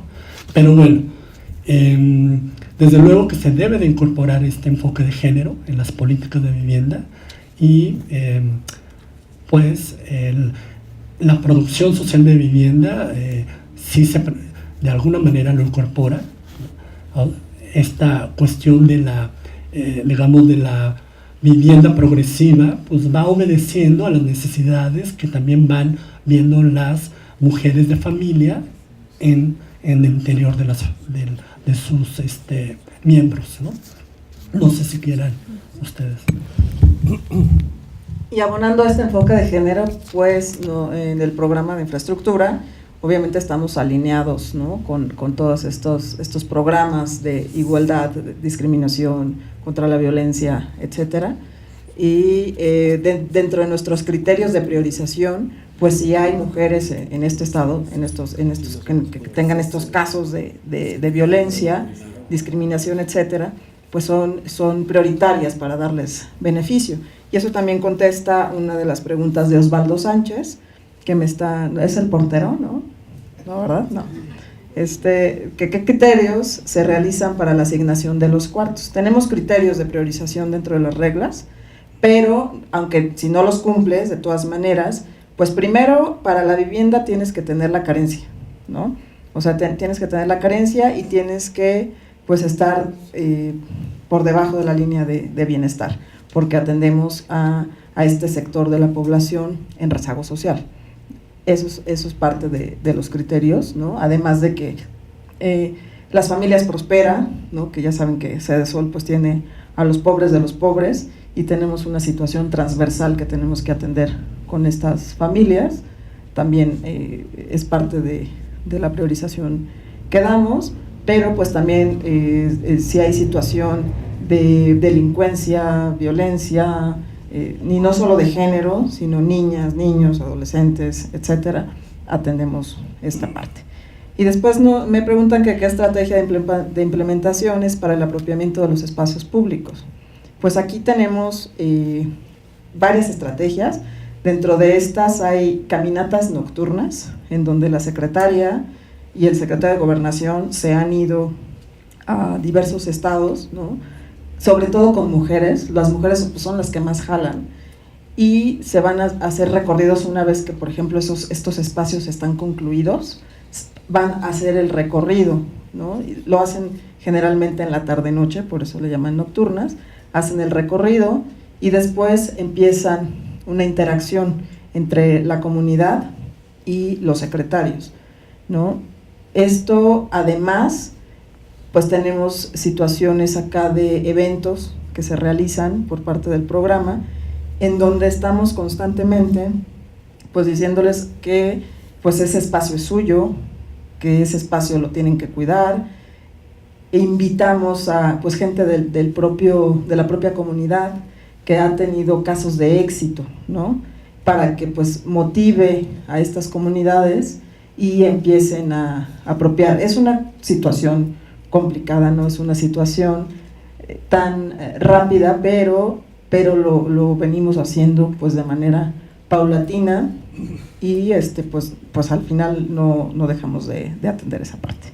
¿Puedo complementar algo? Sí, claro.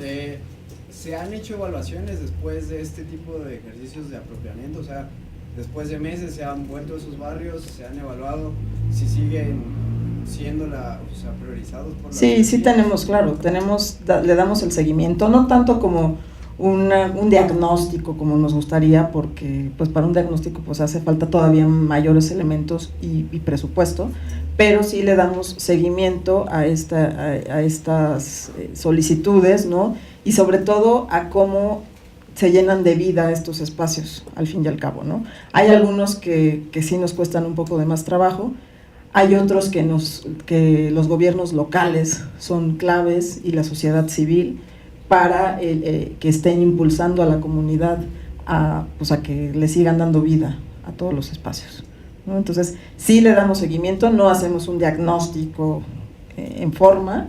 De hecho, la vinculación interinstitucional con otras dependencias es la que nos ayuda en esta parte de las evaluaciones en algún momento, pero como SEDATU sí damos seguimiento y pues estamos ahí impulsando para que no pierdan la vida estos espacios. ¿Alguna otra? Pues sí tengo otras, pero si quieres. Sí, si quieres saber. Porque soy una aborazada.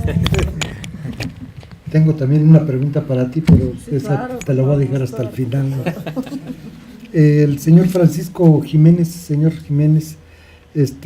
tiene dos preguntas que se juntan. ¿Por qué se permite construir edificios en barrancas, como en la avenida Toluca, ¿no?, donde se cayó parte de la construcción? ¿Y por qué se permite a los constructores rebasar los niveles de construcción y sin respetar el programa de desarrollo? Casi todos estos broncas son de dos tipos. La más importante es la corrupción, no hay otra.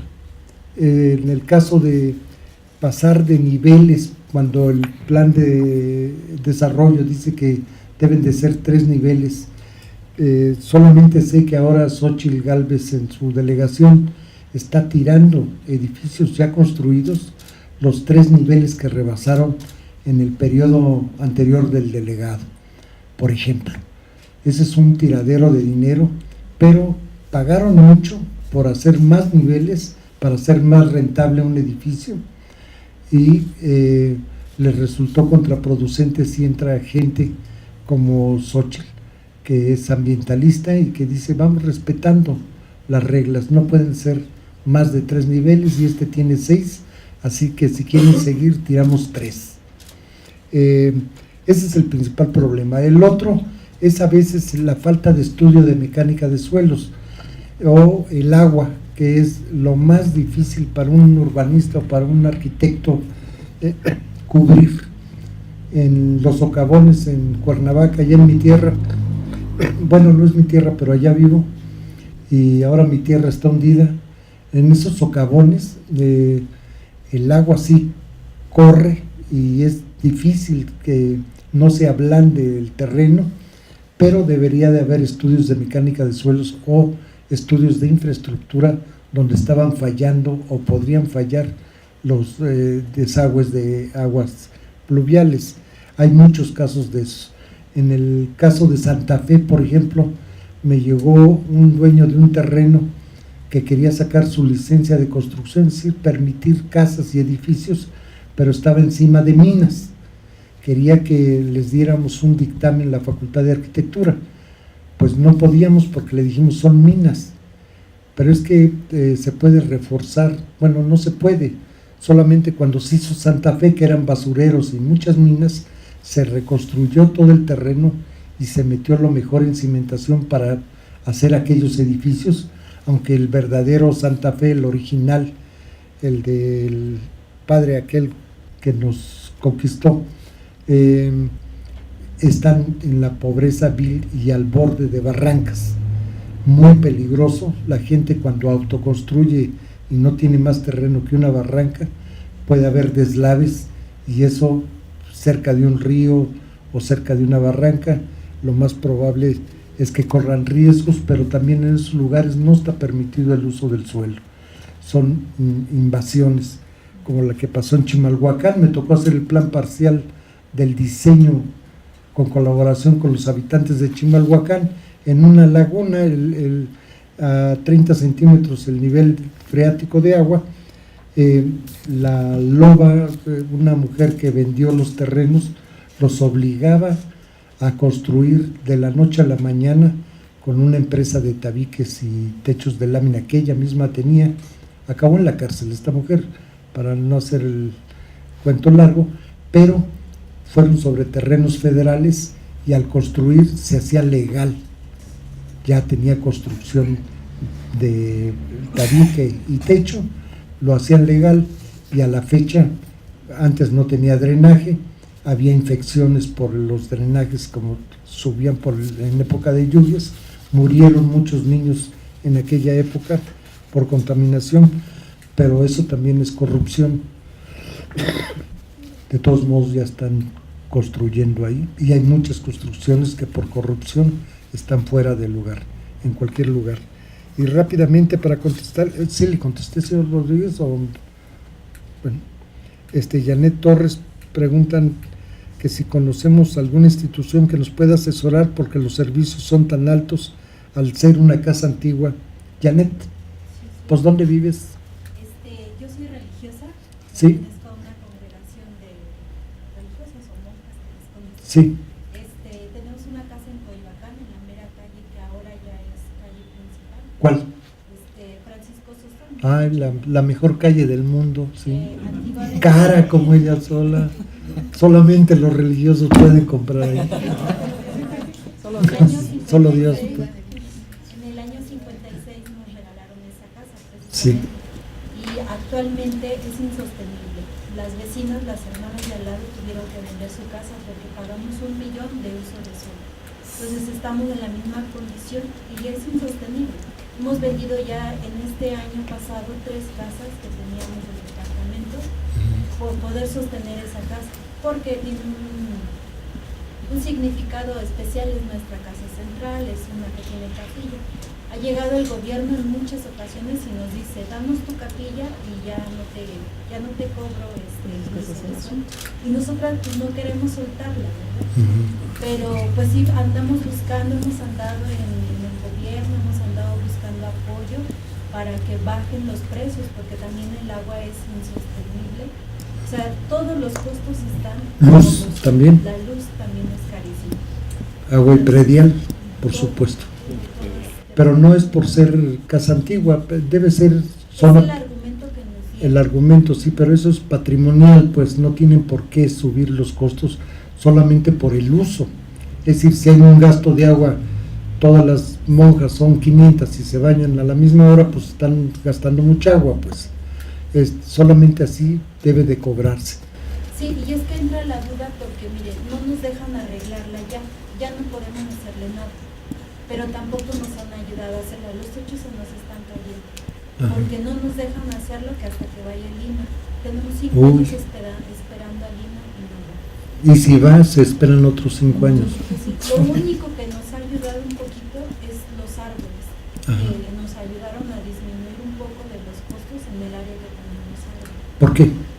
Que porque los árboles, como estamos contribuyendo a la cuestión ecológica, aunque están dentro de la casa, nos está apoyando. ¿Por dónde está la casa? ¿Por dónde está la embajada italiana? Del centro de la que era la embajada italiana. Ah, sí.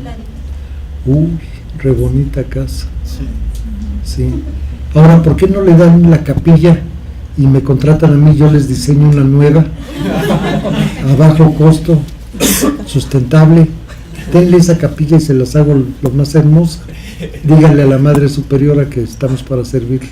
Muchas gracias. Sobre todo yo creo que esa es su orientación, porque no sabemos hacia Sí, solamente con la delegación pueden resolver esto y con cada una de las entidades, CFE o agua potable, es los que pueden resolver. De todos modos te doy mi teléfono por si tienen alguna, puedo hablar yo a la delegación, total, ya estoy grande y no me importa. Y en el caso, ahora sí, una pregunta para ti. ¿De qué forma se vincula lo que yo dije con los programas y prácticas de SEDATU? ¿Débora? Sí, porque hablo acerca de cómo la arquitectura tiene que tener una función social, ¿no? Claro. Y la participación de la ciudadanía, por ejemplo, en viviendas, sobre todo, ¿no? Como es la apropiación. ¿Cómo se vincula todo eso con programas que hace SEDATU, donde no sea solamente la participación de gobierno, sino una participación comunitaria? Pues precisamente en los... Gracias. Todos los diseños, ¿no? Nosotros pues al trabajar a nivel nacional tenemos proyectos tipo, ¿no? Que pues hacen nuestros arquitectos. Tenemos un arquitecto de la UNAM también por ahí, para que bueno. No contratamos si no es de la UNAM. Y obviamente pues aquí las características del proyecto tipo pues tienen cierto límite, ¿no? O sea, y sobre todo para el cuarto, ¿no? También ahorita, aunado a esto, nosotros como programa de infraestructura, en la cuestión de vivienda, no es que beneficiemos a los espacios públicos, sino que tenemos que ir, pues precisamente focalizando para que todos el derecho a la vivienda digna, que como dijo el doctor Oscar, pues tiene que ver con otros derechos, ¿no? Y entonces estar canalizando todos estos derechos, como les dije, el núcleo que es la vivienda, la comunidad, para lograr la ciudad, empezando por la cuestión de la vivienda, retomamos la participación ciudadana en este caso, en donde nos dice, oye, sí, tú me quieres hacer un cuarto de 12 metros cuadrados, con una ventana y una puerta, ¿no? Y con una altura de 2.10, pero yo en Yucatán, ¿no? A mí ese cuarto, o en Chiapas, a mí ese cuarto pues va a ser un horno, ¿no? O sea, ni para los animales. Entonces, en ese sentido, nosotros sí escuchamos a la población beneficiaria al fin y al cabo. Quizá no de manera directa porque no viene el beneficiario y me lo dice, ¿no? Precisamente quien canaliza todos estos apoyos, las organizaciones de la sociedad civil o el propio municipio o el gobierno del estado en algunos casos, es el que nos dice, ¿saben qué? Sí, pero yo te tengo aquí un proyecto. Y este es un proyecto que, pues que es para que la gente aquí viva conforme a las condiciones climáticas o a las condiciones sociales, o etcétera, ¿no? Porque inclusive, por ejemplo, en Chiapas se da mucho que no dejan entrar a cualquier constructora, ¿no? Ellos tienen ahí ciertas asociaciones y ciertas cuestiones con las que nosotros pues tenemos que permitir que se haga, porque si no, no sucede, no dejamos que suceda el beneficio, y no queremos ir a urbanizar a los pueblos indígenas, ni queremos ir a urbanizar a la gente que vive en zonas rurales, no, al contrario, queremos darles en su entorno y conforme a las características, a sus usos, a sus costumbres, este beneficio, pero por no querer ir a urbanizar no te voy a no apoyar, ¿sí me explico? Entonces, pues esto es un programa social, el programa de infraestructura es un programa social, aunque no somos la Secretaría de Desarrollo Social, es un programa social y es un programa que atiende a poblaciones con altos niveles de rezago, ¿sí? Y desde ahí es en donde tú empiezas a focalizar el recurso y los apoyos que otorga este programa hacia estas personas, ¿no? Y ya pues aquí me están diciendo que por qué beneficiamos, ¿no? Más dice, ¿por qué primero la apuesta por la infraestructura que antes que la vivienda, ¿no? Bueno, pues la infraestructura, una vivienda sin infraestructura, pues no le das esa dignidad, no le das esa cuestión adecuada, ¿sí? muchos proyectos me dicen, oye, es que hazme una calle, pero no tienes drenaje, no tienes agua, no tienes electricidad. Entonces yo te voy a hacer la calle y después te la voy a romper porque le voy a tener que meter el drenaje, etcétera. O sea, tenemos cuestiones básicas que hay que cubrir. Al final hay muchas comunidades que no tienen infraestructura básica. Tenemos que darles agua, tenemos que darles luz, tenemos que darles combustible para cocinar, ¿no? Entonces, no es que apostemos por una antes que la otra, sino que hay cuestiones que tienen que ir antes que otra. Entonces, y como nosotros no construimos vivienda, eso lo hace FONAPU, eso lo hace CONAVI, etcétera, pues nosotros vamos, la infraestructura, y después viene, ¿no? CONAVI, viene FONAPU, etcétera, y ya con esa infraestructura pues ya empezamos a levantar. Y pues es un trabajo en equipo al final, ¿no? Del propio sector. Oye, tengo dos. Sí, claro. Todavía aquí me faltan dos. Tengo aquí dos preguntas, una también del señor Francisco Jiménez. ¿Y si el papel de la o autoridad le compete a la Comisión de Derechos Humanos de la Ciudad de México o la Comisión Nacional? De la Ciudad de México. De la Ciudad de México. Porque no estamos hablando a nivel nacional, sino de la Ciudad de México. En la construcción en la Ciudad de México. Ok, bien. Los organismos públicos de derechos humanos son competentes para conocer de actos u omisiones de naturaleza administrativa. Entonces, a la Ciudad de México, por supuesto que le corresponde mucho de lo que tiene que ver con el contacto muy directo con la población, porque le corresponde tanto a las delegaciones como le corresponde a los municipios una amplia gama de atribuciones que tienen que ver con permisos de construcción, que tienen que ver también con servicios públicos, en el caso de la Ciudad de México el sistema de aguas y por ende cualquier omisión o cualquier acto que pueda afectar a las personas es susceptible de ser conocido a través de una queja por la Comisión de Derechos Humanos del Distrito Federal. ¿Cuándo es que, y eso explica de alguna manera, y eso también pasa en las diferentes entidades federativas, por qué es que no existen tantas recomendaciones en estas materias? Porque son materias inicialmente del ámbito local y pueden llegar a ser del ámbito federal cuando se llegan a conocer a través de recursos, y son dos recursos: uno cuando hay dilación en el conocimiento de la queja de parte del organismo local, o cuando la autoridad a quien le corresponde llevar a cabo la acción o quien está siendo omiso en ello no acepta la recomendación o la incumple. En esos dos supuestos hay la posibilidad de interponer un recurso del cual puede llegar a pronunciarse, y se ha pronunciado así la Comisión Nacional de los Derechos Humanos. Bueno, sí. Perdón que me interrumpa. No, por favor. Precisamente hago esa pregunta porque en el caso de la Correcto. Compañera que está Perfecto. hablando de la construcción, Ajá, sí. ¿cómo sí permiten? Digo, sí permite por la corrupción que usted mismo ha hablado. Ajá. Y que efectivamente las autoridades, en este caso, ¿cómo sí dejan construir más de lo no permitido? Ahí sí dejan tantos niveles más, y aquí que realmente se va a hacer una modificación a una construcción, no se les permite. Ok.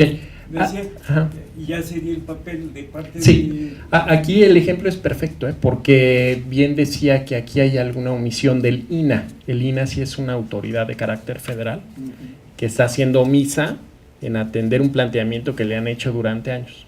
Perfectamente podría acudir y hacerse alguna investigación. ¿Qué es lo que pasa con el INAH? ¿Por qué es que no está atendiendo a esta solicitud? O sea, sí sería un caso típico donde sí hay la posibilidad de intervenir.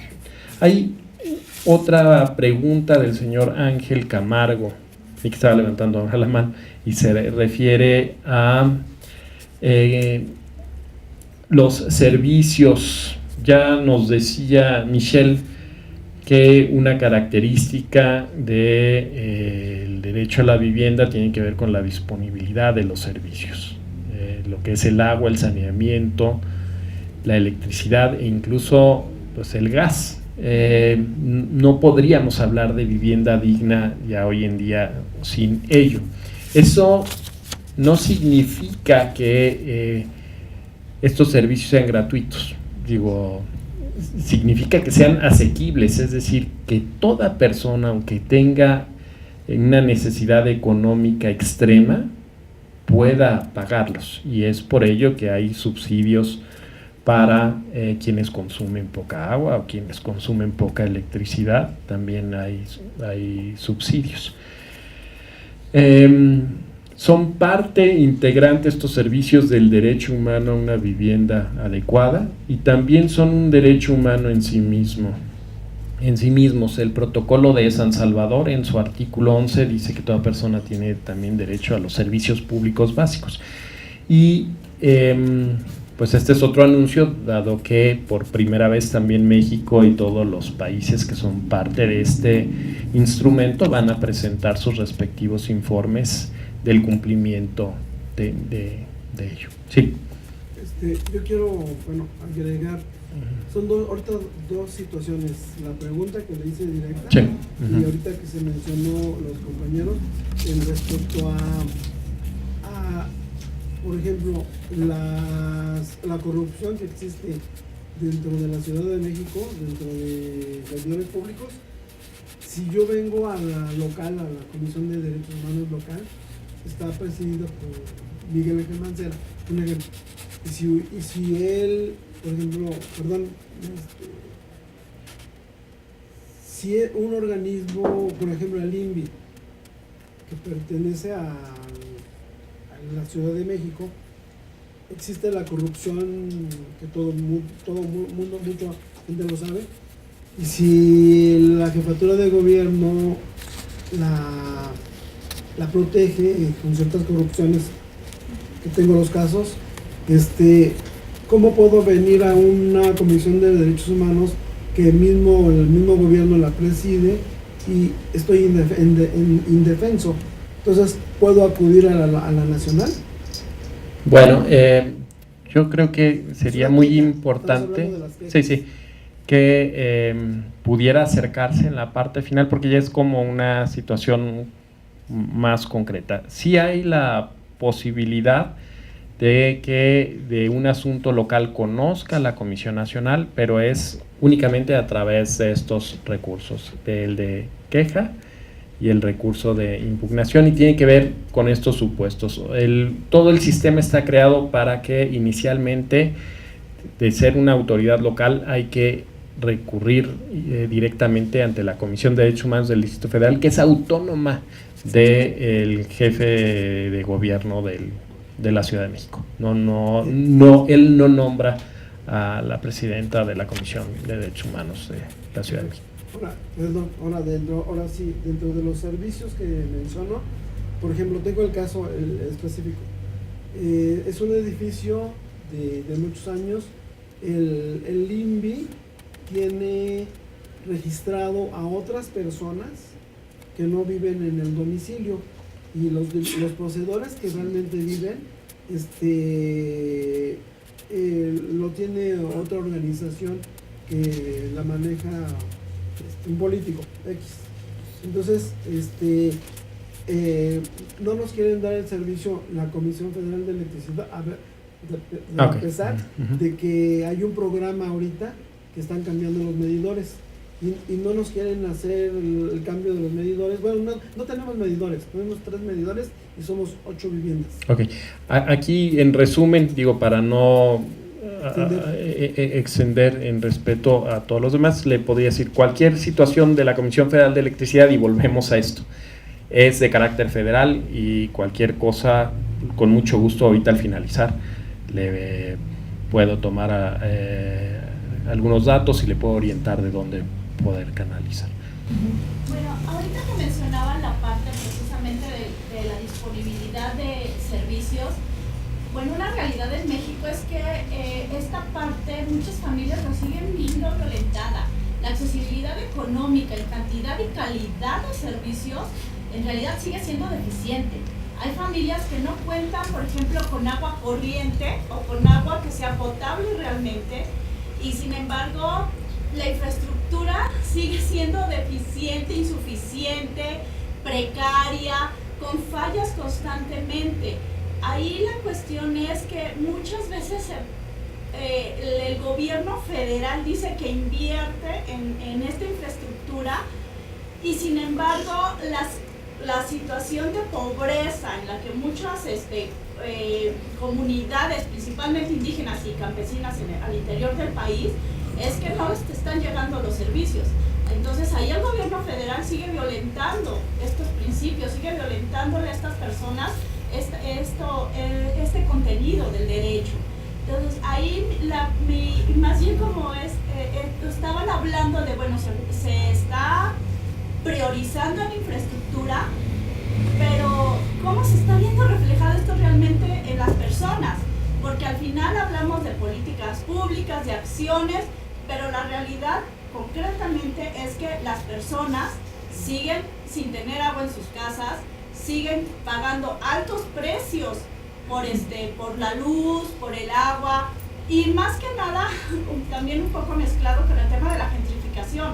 O sea, se empieza a invertir en zonas que antes eran consideradas zonas populares, y la gente que no tiene los recursos para seguir invirtiendo en esos servicios, ahora que se elevan, se ven obligadas a salir. Y entonces, ¿qué pasa? Que la industria de la vivienda, la industria privada de la construcción, aprovecha para comprar barato y después genera zonas de vivienda de alto costo, ¿no? Y entonces ahora sí, todo se eleva y todo, la gente está siendo expulsada a las orillas, donde obviamente no hay inversión de infraestructura. ¿Por qué? Porque son zonas pobres, son zonas que no generan dinero, son zonas que no le generan un beneficio real a tanto a los funcionarios que cobran por esas construcciones, seamos honestos, como a los empresarios que están invirtiendo pues para ganar, ¿no? Entonces ahí más bien es como una observación de falta mucho por hacer realmente, ¿no? O sea, la verdad pareciera que a veces al gobierno federal se le olvida que en realidad sigue habiendo un gran rezago en materia de vivienda, y sobre todo en materia hacia las personas que realmente sufren una situación de pobreza y exclusión social. Sí, no creo que sea una cuestión de que se le olvide al gobierno federal. Como habíamos comentado, las necesidades son muchísimas, y tienes toda la razón, ¿no? Aquí nuestro principal enemigo efectivamente es la corrupción. Digo, el arquitecto muy atinadamente nos lo comenta, ¿no? Y seguramente todos tenemos experiencia con esta corrupción. La cuestión que hace el programa de infraestructura, con el poco recurso que nos dan, porque es poco a comparación de toda la necesidad de infraestructura que hay, es focalizar y buscar la integralidad en estas comunidades de alto rezago. Es decir, si hay dos casas que tienen el mismo derecho, lo tienen. Si hay dos casas a las que no tienen drenaje, pero están alejadas 8 horas, ¿no? de una comunidad a lo mejor que beneficie a 200 familias, pues primero, y además estas 200 familias pues ya cuentan con algún cierto servicio, pues nosotros lo que hacemos es cerrar ese círculo. Es decir, tenemos que ir cerrando comunidades para llegar a las más lejanas. Hay mucha pobreza en nuestro país. No solo hay pobreza, sino que hay pobreza extrema, ¿no? Y nuestros niveles de pobreza en realidad no han disminuido. Lo que se ha incrementado es la población, ¿no? Entonces, como un programa social, nosotros beneficiamos a esas familias que viven en esos rezagos, pero pues no nos alcanza todo el presupuesto, por lo que tenemos zonas de actuación en las que vamos tratando de cerrar precisamente estos círculos, Y tenemos varios factores. También la gente, por la misma pobreza, pues se asienta en lugares de alto riesgo, en zonas irregulares, en las que el gobierno federal no puede invertir, y que al final pues la gente, por no tener un espacio, por no tener una oportunidad de vivienda, pues va y se asienta ahí. Ahí el gobierno federal y ningún gobierno puede acceder a esto. Lo que tratamos de hacer en estas situaciones, pues es sensibilizar a esta gente, y lo hemos hecho, por ejemplo, en Chiapas, en Campeche, en Tabasco, para trasladarlas a zonas seguras, y la gente no se va. O sea, la gente dice, no me importa no tener agua, no me importa no tener luz, que digo, son otras características y son otras situaciones, pero al final es parte de algunos elementos que no nos permiten también pues abatir por completo esta situación. Yo estoy de acuerdo contigo, ¿no? La cuestión de la corrupción es un tema en nuestro país. Nosotros mismos pues debemos de dejar de ser corruptos, ¿no? Porque yo creo que todos viviendo en este país no podemos excluirnos de esto. Entonces, pues como funcionaria pública, yo desde mi trinchera, yo te aseguro que pues se hace el trabajo y nos aseguramos de que llegue a estas personas, pero desde mi trinchera, ¿no?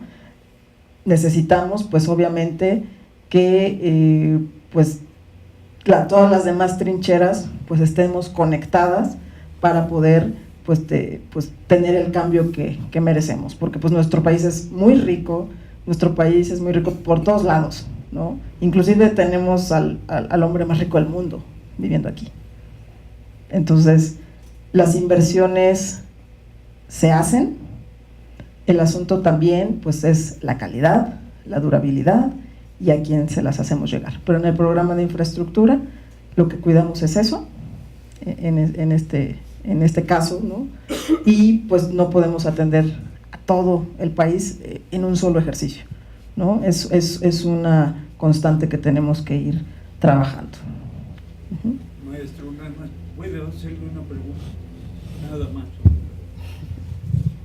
¿Cree usted que derechos humanos internacionalmente pueda solicitar la devolución de tantos millones de pesos que se han sacado los funcionarios públicos? En la ventanita 4, ¿no? Hijo, qué pregunta más muy complicada. Perdón, no lo tendría buenos elementos para poder la verdad contestarle de eso. Me parece que no es pues depende de la forma en que esté planteado y ante quién, en fin, es una cuestión como usted me lo plantea. No tengo elementos, perdóneme, para poderle contestar, pero si quiere, con mucho gusto platicamos algo ahorita en estos minutos.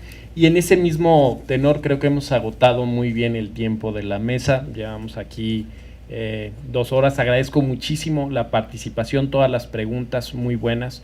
Con mucho gusto ahorita también tomo nota, le doy algunas indicaciones de cómo podemos solventar el caso que presenta, y agradecer también a la doctora Julieta Morales, a su equipo de trabajo, al SENADE, que nos hayan permitido estar con ustedes esta tarde, y a los participantes pues un muy sencillo reconocimiento, pero muy sentido, de mucho agradecimiento para cada uno de ustedes. Muchas gracias. Gracias. Muchas gracias. Muchas gracias. Muy amable. Gracias. Oscar, ¿qué es el tuyo? Perdón. ¿Es el mío? Sí. Dice Oscar que él quiere ser arquitecto.